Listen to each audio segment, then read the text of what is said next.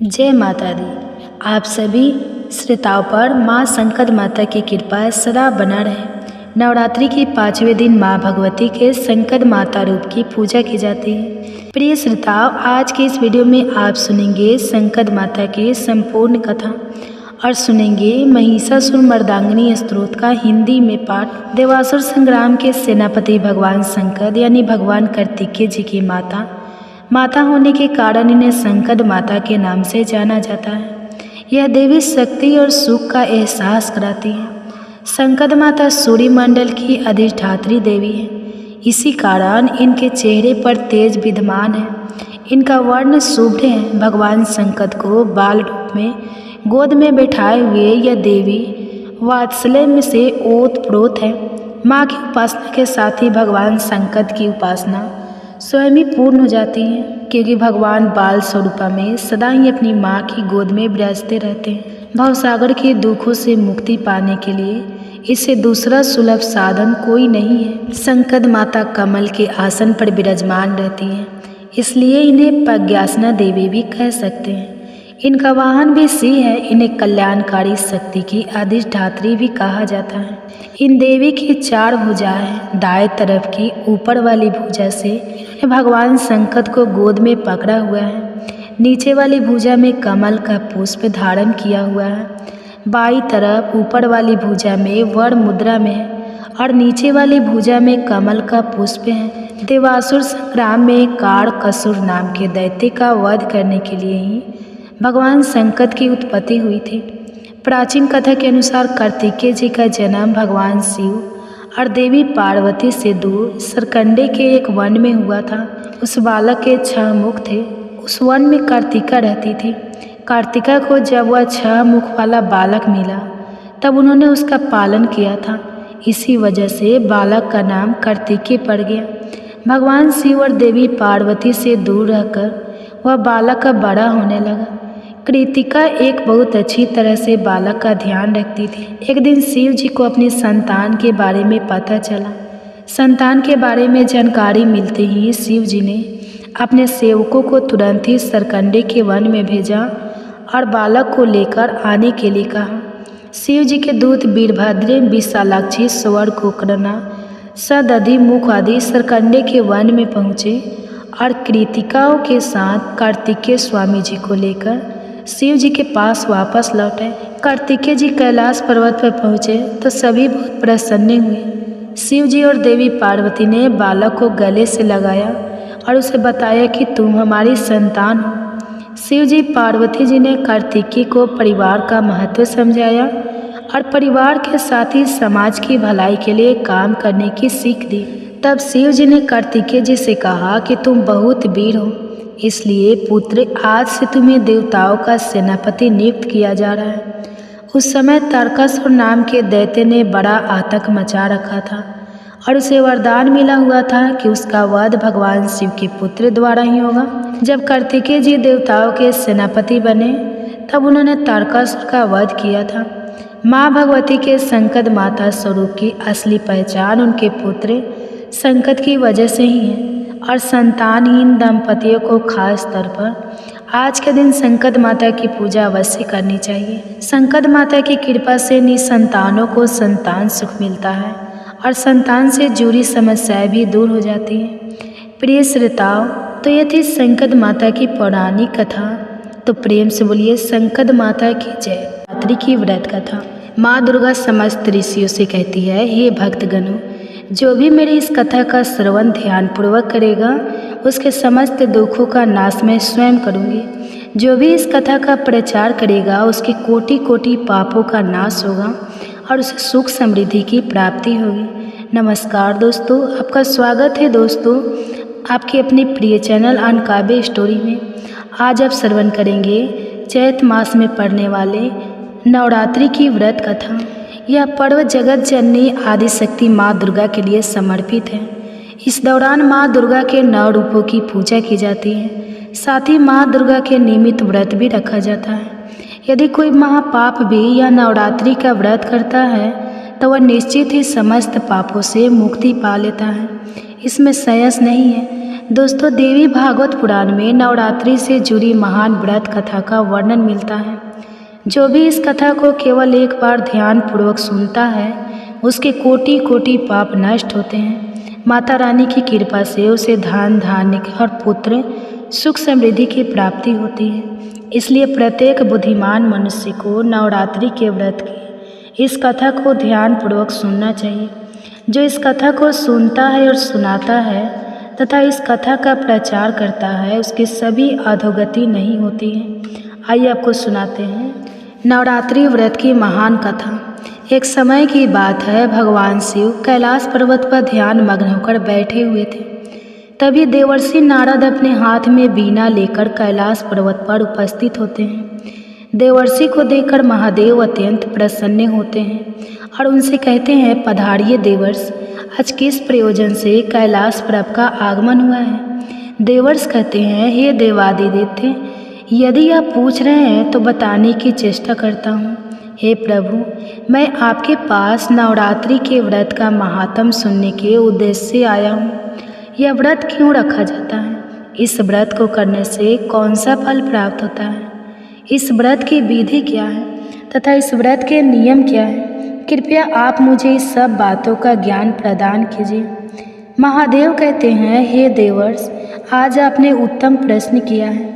आपके माध्यम से समस्त संसार को इस व्रत का महात्म्य पता चलेगा, इसलिए आप ध्यान से सुनिए। आज मैं आपको इस व्रत का महात्म्य सुनाता हूँ तथा इस व्रत को करने के विधि और नियम भी बताता हूँ।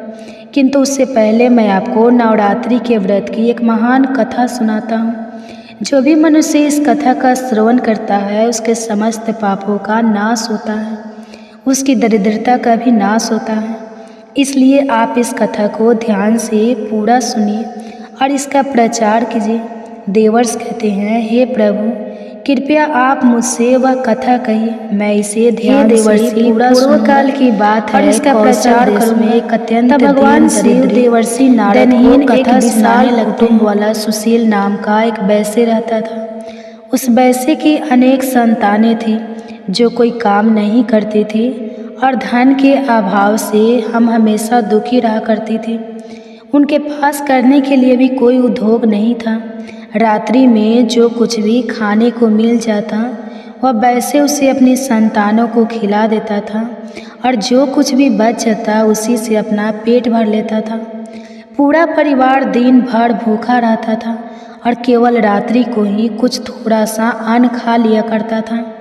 इस प्रकार से वह वैसे स्वयं भूखा रहकर दूसरों का काम करके अपने परिवार का पालन पोषण कर रहा था।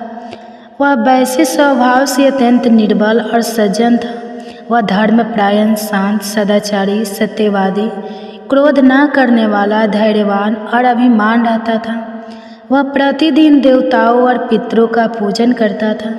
अपने द्वार पर आए हुए अतिथियों की पूजा किया करता था और सभी को भोजन कराने के बाद जो कुछ भी बच जाता उसी से अपना गुजारा चला लिया करता था। कुछ समय बीतने के बाद एक विद्वान ब्राह्मण सुशील नाम के वैश्य के घर पर आया। सुशील ने ब्राह्मण को दान देकर उनका स्वागत सत्कार किया तथा उन्हें हाथ जोड़कर प्रणाम करके अत्यंत व्याकुल होकर उस ब्राह्मण से इस प्रकार से कहने लगा, हे ब्राह्मण देवता, यदि आप हमारे अतिथि धर्म से प्रसन्न हैं तो क्या हम आपसे कुछ पूछ सकते हैं? वह ब्राह्मण कहने लगा, हे महात्मा, आपकी चर्चा तो चारों तरफ है कि आप एक महान दानी हैं। आप अतिथियों का स्वागत प्रेम से करते हैं, इसी कारण से मैं आपके पास आया हूँ। कृपया आप संकोच ना करते हुए आपकी जो भी शंका हो पूछ लीजिए। तब वह वैसे कहता है, हे ब्राह्मण देवता, कृपया करके आप मुझे बताइए कि मेरी दरिद्रता का नाश निश्चित रूप से कैसे हो सकता है। इस दरिद्रता के कारण मैं अपने परिवार का पालन पोषण नहीं कर पा रहा हूँ। हे ब्राह्मण देवता, मुझे धन की अभिलाषा नहीं है, किंतु मैं आपसे कोई ऐसा उपाय पूछ रहा हूँ जिससे मैं अपने कुटुंब का पालन पोषण करने के लिए समर्थ हो जाऊँ। मेरे पुत्र पुत्रियाँ भूखे से पीड़ित होकर भोजन के लिए बहुत रोते हैं और मेरे घर में इतना भी अन्न नहीं रहता कि मैं उन्हें मुट्ठी भर अन्न दे सकूं। उनका दुख मुझसे देखा नहीं जाता। आज मैंने अपने रोते हुए बालकों को घर से निकाल दिया है और वे कहीं चले गए हैं, इसलिए मेरा हृदय शोकाग्नि में चल रहा है। धन के अभाव में मैं क्या करूं? मेरी पुत्री भी विवाह के योग्य हो गई है, किंतु उसका विवाह करने के लिए मेरे पास कुछ भी नहीं है। कन्यादान का समय भी बीता जा रहा है। हे विपद, इसी कारण से मैं चिंतित हूँ। हे दयानिधान, आप तो विद्वान हैं, आप अवश्य ही मुझे कोई ऐसा तप, मंत्र, व्रत तथा उपाय बताइए जिससे मैं अपने परिवार का पालन पोषण करने में समर्थ हो जाऊँ। हे महाभागी, हो सकता है कृपया आप अपने ज्ञान के बल से विचार करके मुझे कोई उपाय बताइए। इस प्रकार से उस वैश्य के द्वारा याचना करने पर उस ब्राह्मण ने बड़ी ही प्रसन्नपूर्वक उस वैश्य से कहा, हे वैश्य, मैं तुम्हारे दुख का कारण समझ चुका हूँ, तुम चिंता मत करो, मैं तुम्हें अवश्य ही उपाय बताता हूँ। तुम अब नवरात्रि के व्रत का अनुष्ठान करो, इससे तुम भगवती की पूजा हवन करो, देवी के मंत्रों का उच्चारण करो, इससे तुम्हारे सभी कार्य सिद्ध हो जाएंगे, तुम्हारी दरिद्रता नष्ट हो जाएगी। हे वैश्य, नवरात्र नामक इस पवित्र तथा सुखदायक व्रत से बढ़कर इस पृथ्वी लोक पर अन्य कोई व्रत नहीं है। यह व्रत सदा ज्ञान और मोक्ष देने वाला है, सुख तथा संतान की वृद्धि करने वाला है एवं शत्रुओं का पूर्ण रूप से विनाश करने वाला है। वनवास गमन के दौरान देवी सीता के वियोग में अत्यंत दुखी होकर श्री राम ने किष्किंधा पर्वत पर इस व्रत को किया था। इसी व्रत के प्रभाव से उन्होंने महासागर पर सेतु की रचना करके रावण और उसके पुत्रों का संहार किया था और सीता को प्राप्त किया था। महादेव कहते हैं, हे देवर्षि, इस प्रकार से ब्राह्मण ने नवरात्र के व्रत का महत्व उस वैश्य को सुना दिया, जिसे सुनकर वह वैश्य बहुत प्रसन्न हुआ और उसने उस ब्राह्मण को अपना गुरु मान लिया और उनसे देवी के मंत्र की दीक्षा ली। तत्पश्चात उस वैश्य ने अत्यंत भक्तिपूर्वक नवरात्रि में उस मंत्र का जाप किया और अनेक विधि तथा उपायों से भगवती का पूजन किया। इस प्रकार से उस वैश्य ने 9 वर्षों तक नवरात्रि के व्रत का अनुष्ठान किया। फिर 9वें वर्ष के अंत में अष्टमी तिथि को अर्धरात्रि आने पर साक्षात महेश्वरी ने उस वैश्य को दर्शन दिए और कहा, हे पुत्र, मैं तुम्हारी भक्ति और पूजा से अत्यंत प्रसन्न हूँ। तुम्हें जिस भी वर की कामना है संकोच होकर मांग लो, तुम्हें जो चाहिए वह मैं तुम्हें प्रदान करूँगी। साक्षात माँ दुर्गा को अपने सामने खड़ा हुआ देखकर उस वैश्य का अंग अंग काँपने लगा, उसकी आंखों में आंसू झलकने लगे। माँ दुर्गा के उस अद्भुत दिव्य स्वरूप को देखकर वह वैश्य हर्ष से उत्साहित होने लगा। फिर उस वैश्य ने माता को प्रणाम करके कहने लगा, हे माँ, मैं आपके दर्शन करके ही धन्य हो गया। माता, आपके दर्शन अत्यंत दुर्लभ है। आप तो सचमुच त्रिलोक सुंदरी, सर्वशक्तिमान, समस्त सागर की जननी है। मुझ जैसे साधारण भक्त को अपने दर्शन देकर बड़ा उपकार किया है। हे माँ, अब मेरे मन में कोई कामना नहीं है। आपके दर्शन से ही मेरे सारे दुख मिट गए हैं।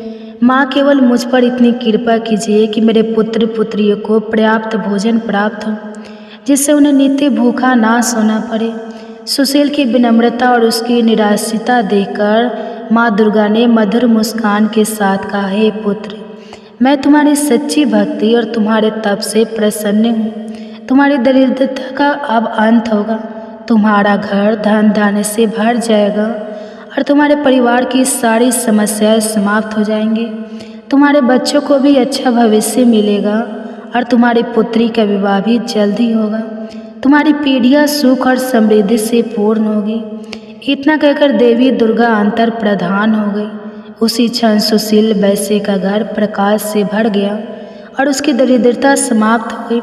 देखते ही देखते उसके छोटे से घर की जगह एक विशाल महल खड़ा हो गया।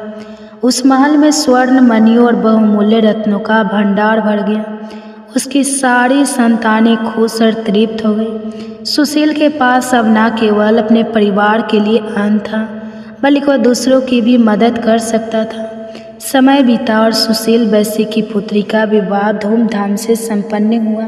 सुशील वैश्य ने अपनी भक्ति और श्रद्धा को कभी नहीं छोड़ा और माँ दुर्गा के प्रति आभार व्यक्त करता रहा। उसका जीवन अब आनंद और समृद्धि से भरपूर हो गया था। उसके परिवार ने भी माँ दुर्गा के प्रति भक्ति और समर्पण को अपनाया और वे सभी माँ के आशीर्वाद से सुखी जीवन व्यतीत करने लगे। भगवान शिव कहते हैं, हे देवर्षि, इस प्रकार से मैंने आपको नवरात्रि के व्रत की महाकथा सुनाई। इस कथा को सुनने मात्र से ही नवरात्रि व्रत सफल हो जाता है। पूरे नवरात्र भर उपवास करने में असमर्थ लोगों के लिए 3 दिन का उपवास भी यथोफल प्रदान करने वाला बताया गया है। भक्ति भाव से केवल सप्तमी, अष्टमी और नवमी इन 3 रात्रियों में देवी की पूजा करने से सभी फल सुलभ हो जाते हैं। पूजन, हवन, कुमारी पूजन तथा ब्राह्मण भोजन इनको संपन्न करने से वह नवरात्रि व्रत पूरा हो जाता है। इस पृथ्वी लोक में जितने भी प्रकार के व्रत एवं दान हैं वे इस नवरात्रि व्रत के तुल्य नहीं हैं, क्योंकि यह व्रत सदा धन धान्य प्रदान करने वाला, सुख तथा संतान की वृद्धि करने वाला, आयु तथा आरोग्य प्रदान करने वाला और स्वर्ग तथा मोक्ष देने वाला है। विद्या, धन अथवा पुत्र इनमें से मनुष्य किसी की भी कामना करता हो, उसे इस सौभाग्यदय तथा कल्याणकारी व्रत का विधि पूर्वक अनुष्ठान करना चाहिए। इस व्रत का अनुष्ठान करने से विद्या चाहने वाला मनुष्य समस्त विद्या प्राप्त कर लेता है और अपने राज्य से वंचित राजा फिर से अपना राज्य प्राप्त कर लेता है। पूर्व जन्म में जिन लोगों द्वारा यह उत्तम व्रत नहीं किया गया है वे इस जन्म में रोगग्रस्त, दरिद्र तथा संतान रहित होते हैं। जो स्त्री बंध्या, विधवा अथवा धनहीन है उसके विषय में यह अनुमान कर लेना चाहिए तो उसने अवश्य ही पूर्व जन्म में यह व्रत नहीं किया था। जिस मनुष्य ने दुख तथा संताप का नाश करने वाली, सिद्धियाँ देने वाली, जगत में सर्वश्रेष्ठ स्वास्थ्य तथा कल्याण स्वरूपनी भगवती की उपासना नहीं की, वह इस पृथ्वी तल पर सदा ही अनेक प्रकार के कष्टों से ग्रस्त, दरिद्र तथा शत्रुओं से पीड़ित रहता है। हे देवर्षि, अब मैं आपको इस व्रत से जुड़े नियम बताता हूँ, इसे ध्यान से सुनिए। नवरात्रि के व्रत का आरंभ तब होता है जब मनुष्य दृढ़ निश्चय और शुद्ध हृदय से व्रत करने का संकल्प लेता है। यह संकल्प ही उस यात्रा का आरंभ है जो व्यक्ति को देवी दुर्गा की कृपा तक पहुँचाता है। जब कोई वृत्ति देवी दुर्गा की उपासना के लिए व्रत का संकल्प करता है तो उसे अपना मन और शरीर शुद्ध रखना चाहिए। शुद्धता केवल बाहरी नहीं बल्कि मन की आंतरिक पवित्रता भी आवश्यक है। यही कारण है कि व्रत का आरंभ संकल्प से होता है, जिसमें व्यक्ति अपने आप को देवी दुर्गा के चरणों में समर्पित कर देता है। व्रत के दौरान भोजन का विशेष ध्यान रखा जाता है। केवल वही अन्न ग्रहण करना चाहिए जो पवित्र हो और बिना तामसिक पदार्थों के बिना हो। यदि कोई पूरे 9 दिनों तक उपवास कर सकता है तो यह श्रेष्ठ माना जाता है, लेकिन यदि शारीरिक कारणों से ऐसा संभव ना हो तो फलाहार या एक समय का भोजन ग्रहण किया जा सकता है। भोजन में सात्विकता होनी चाहिए, अर्थात प्याज, लहसुन और मांसाहार से दूर रहना चाहिए। संयम से जीवन जीना ही सच्ची उपासना है। जब तुम देवी दुर्गा की आराधना करो तो उन्हें केवल फूल, धूप और दीपक से नहीं बल्कि अपने हृदय की भक्ति से अर्पित करो। देवी को लाल पुष्प विशेष प्रिय होते हैं, इसलिए उनकी पूजा में लाल फूल चढ़ाना उत्तम है। लेकिन इससे भी अधिक महत्वपूर्ण है अपने मन का पूर्ण समर्पण। पूजा के समय अपने मन को देवी दुर्गा के 9 स्वरूपों में से हर एक रूप के प्रति समर्पित करो। हर दिन एक रूप की पूजा करो और उनकी शक्ति का ध्यान करो। पूजा के साथ साथ उनकी महिमा का गान करना, उनकी कहानियों को सुनना और सुनाना भी अत्यंत शुभ माना जाता है। व्रत के इन दिनों में क्रोध, लोभ, मोह और द्वेष से दूर रहना चाहिए। यह समय है आत्मनियंत्रण और साधना का।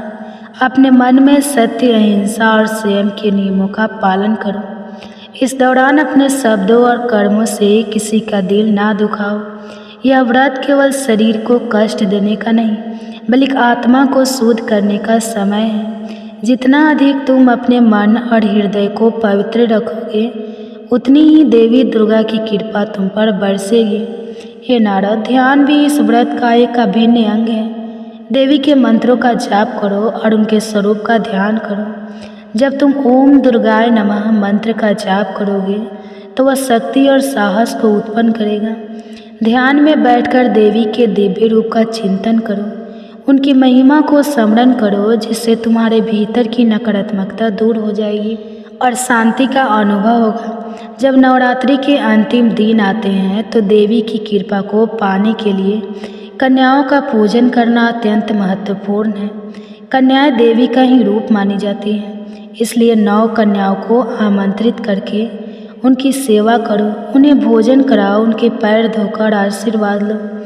यह पूजन तुम्हारी साधना को पूर्णता की ओर ले जाएगा। और हाँ, इस व्रत के दौरान तामसिक आहार से दूर रहना आवश्यक है।